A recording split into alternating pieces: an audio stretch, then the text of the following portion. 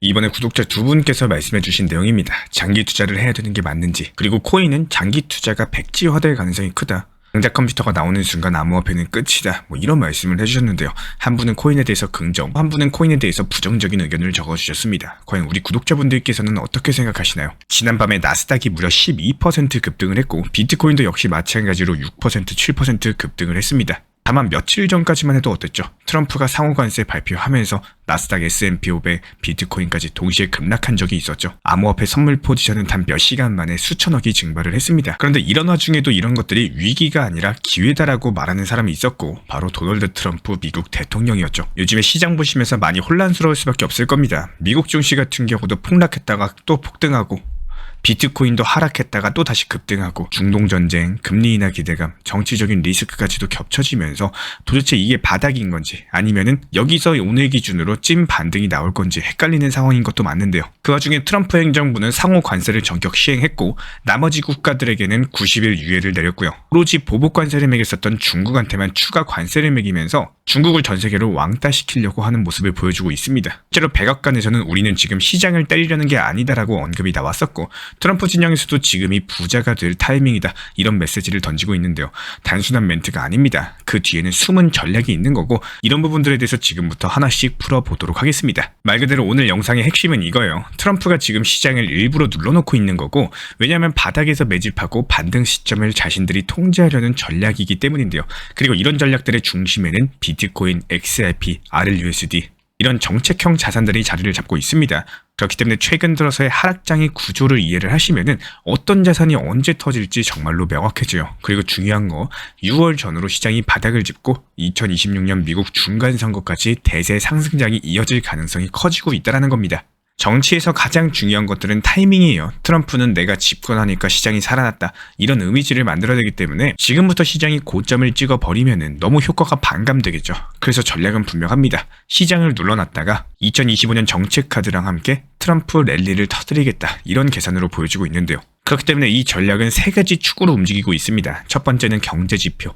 2026년 11월 중간선거를 앞두고 미국 경제가 회복세를 보이고자 한다면은 2025년 3분기부터는 지표가 좋아져야 돼요. 이 말인즉슨 현재 시점이 저가 매집 타이밍이라는 겁니다. 그래야지 2025년 하반기부터 회복세가 가시화되면서 2026년에는 트럼프 덕분에 시장이 살아났다, 이런 메시지를 유권자들한테 줄 수가 있겠죠. 그리고 두 번째는 기관자금이랑 암호화폐 매집 전략이에요. 트럼프 가문이 이미 암호화폐 채굴이나 ETF, 은행 시스템에 진입을 한 상황이죠. 게다가 USD1이라는 자체 스테이블코인 프로젝트까지도 추진을 하고 있습니다. 지금 시점에서 시장을 눌러놓으면은 더 싸게 자산을 매집할 수가 있는 거고, 특히나 비트코인, 리플, XRP, RLUSD 같은 여러가지 정책형 자산들은 정책 발표랑 함께 반등할 여지가 크기 때문에 지금처럼 공포가 극대화된 구간에서는 매수의 기회가 된다는 거예요. 실제로도 전문가들의 진단이 이런 전략들을 뒷받침해주고 있습니다. 블록체인 매체 코인텔레그래프 측에서는 비트코인이 6월 전까지 바닥을 찍을 가능성이 70%에 달한다, 관련 보도를 남겼고, 수석연구원인 오렐리 바르테르 측에서도 가장 어려운 협상 국면이 지나면 위험자산은 추가 하락할 수 있겠지만 6월 이전에 비트코인이 바닥을 기록할 가능성이 크다, 이렇게 언급을 남겼습니다. 이 말인즉슨 6월 전후가 저점 매수 구간이다, 이런 신호이기 때문에 넥소의 편집 책임자 측에서도 공포 탐욕 지수가 극단적 공포에서 벗어나긴 했지만 시장은 여전히 신중하다, 이런 분석을 남겼는데요. 이 말인즉슨 공포가 줄어들기 시작한 초기 전환기라는 뜻이겠죠.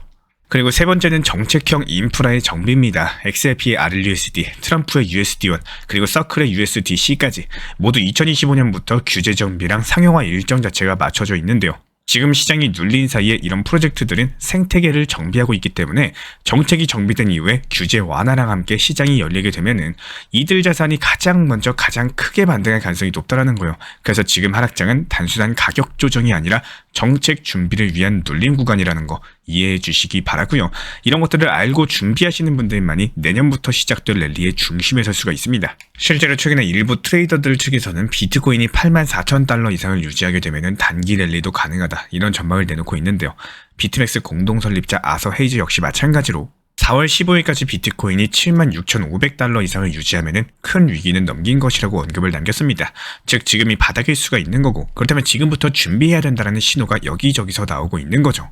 결국에 트럼프는 지금 시장을 일부러 눌러놓고 있습니다. 정치적인 타이밍에 맞춰가지고 시장을 통제하려는 전략이기 때문에 이런 구간에서 기관들은 자산을 매집하고 있고, 우리는 지금 그 흐름을 눈치채야 되는 시기에 와 있다. 결과적으로 오늘 시장에서 반등을 주기는 했지만요. 다시 한번 또 트럼프의 말 한마디에 따라가지고 변동성은 있을 거예요. 이렇게 6월 전후까지 바닥을 다져나가게 되면서 지금은 두려워할 때가 아니라 분할 매수를 고민할 타이밍이다. 2026년이 되어버리면 이미 늦습니다. 지금 이런 흐름들을 이해하고 움직이시는 분들만이 다음 상승장에서 중심에 서실 수가 있습니다. 그리고 우리 구독자분께서 말씀해주신 장기 투자로 계획하시는 분들도 많이 계실 거라고 생각을 해요. 장기적으로 계획하시면 좋은 상황들이 많이 생길 거라고 생각을 합니다. 단순하게만 생각해도 2017년부터 해가지고 지금까지의 과정을 보면 어땠을까요? 중간중간에 힘든 과정들은 있었겠지만 결과적으로 항상 우상향을 지켜왔었다라는 겁니다. 단 이런 중간 과정들이 쉬운 게 아니기 때문에 항상 강조드리고 있죠. 적당한 단기 고점, 적당한 단기 저점을 활용해서 중간에 지치지 않고 불안하지 않도록 효율적으로 시장을 대응하셔라. 너무나도 많이 말씀드린 내용입니다. 장기 투자로 계획을 하시되 항상 분할 익절, 분할 매수는 필수다. 이것만 생각하셔도 충분해요. 그리고 그 반대로 백지될 가능성이 크다라고 말씀해주신 분도 계십니다. 특히 양자 컴퓨터는 예전부터 말이 많았죠. 쉽고 간단하게 말씀을 드려보도록 하겠습니다. 양자 컴퓨터가 나오고 기술력이 올라가는 만큼 비트코인의 기술력도 앞서서 올라갑니다. 이렇게 생각하시면 돼요. 심지어 저 포함 우리 모두가요. 양자 컴퓨터를 사용할 일도 아마 실물로 구경할 일도 없을 겁니다. 그리고 백지화될 가능성이 크다? 사실 이 내용도 예전부터 많이 나온 내용이죠. 코인은 실존하는 게 아니다. 그냥 도박이다. 매번 나오는 말들이지만 이미 정식 화폐로 인정한 나라도 있죠. 그리고 요즘 세상은 엄청난 속도로 바뀌어가고 있습니다. 발전하고 있기 때문에 내가 예전의 마인드로서 예전 과거의 생각으로 머물면요. 결국에는 시대를 못 따라가게 돼요. 우리 구독자분께서 적어주신 내용의 말씀을 절대 무시하거나 반대 의견을 말씀드리는 게 아닙니다. 소중한 의견 맞고요. 항상 감사드리지만 쉽게 말씀드려가지고 불과 15년 전쯤 스마트폰이 나오기 시작할 무렵에 이런 말이 돌았죠. 스마트폰 쓰면은 핸드폰 다 해킹당하고 은행 계좌 다 털리고 개인정보 유출돼서 난리 난다. 그렇게 말씀하신 분들 요즘에 최신 갤럭시 S25, 갤럭시 폴더, 갤럭시 폴드폰 쓰고 다니십니다. 코인도 똑같아요. 지금은 떨어지니까 그냥 부정적인 얘기들이 많이 나올 뿐이지 내가 손절했으니까 이제는 당연히 더 하락했으면 하는 이런 마음의 심리가 당연한 겁니다. 반대로 상승의 시기가 나오면 어떻게 될까요? 내가 매수했으면 올라가길 바라고 내가 팔고 나면 떨어지길 바라는 거 당연한 심리겠죠. 그냥 본인의 투자 심리를 꼬이 잡으시되 효율적인 매매를 반드시 잘 구축해 나가시기를 바라겠습니다. 오늘 영상 도움이 되셨다면 구독과 좋아요, 알람 설정까지 부탁드립니다.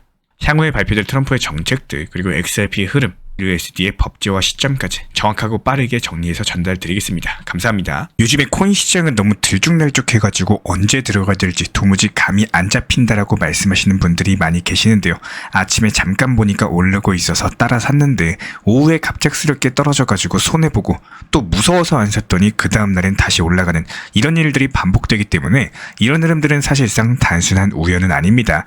매일매일 시장을 보면은 반복되는 시간대가 있고요.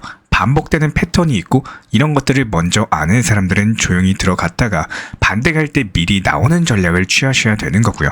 결국에 아시는 분들만 수익 보고 모르면은 당할 수밖에 없는 이런 시장 패턴을 보여주고 있습니다. 예를 들어가지고 요즘 시장 같은 경우에는 미국장이 마감된 직후에 오전 6시부터 8시 사이 이 시간대에는 가격 자체가 잠잠해지고요. 고래들이 매수세가 들어오는 경우가 많습니다. 그리고 오후 4시부터 6시 사이에는 미국장 열리기 직전에 잠깐 눌림목이 나오는 구간이 있어요. 그렇기 때문에 이때 미리 들어가면은 미국장 열리고 나서 밤 11시 이후부터 펌핑 타이밍에 수익을 챙길 수 있는 구조가 만들어지게 됩니다. 하지만 이런 패턴들이 무조건적인 것은 아니고 그날그날의 시장 타이밍에 따라서 달라진다는 점. 그렇기 때문에 중요한 거는 지금 하락했을 때 매수를 해도 되는 건지 상승했을 때 매도를 해야 되는 건지 이 타이밍을 분석하는 것이 상당히 중요하고요. 단순하게 이 코인 사세요 이렇게 말씀드리는 게 아니라 오늘은 기다릴 때다. 지금은 소량만 들어가자. 지금 반등 나오면은 본격적으로 진입이다. 이런 식으로 그날 시장 분위기에 맞는 전략을 쉽게 알려드리고 있습니다. 시장은 항상 같은 방향으로 움직이지 않기 때문에 단순하게 감에 의존하는 투자보다는요.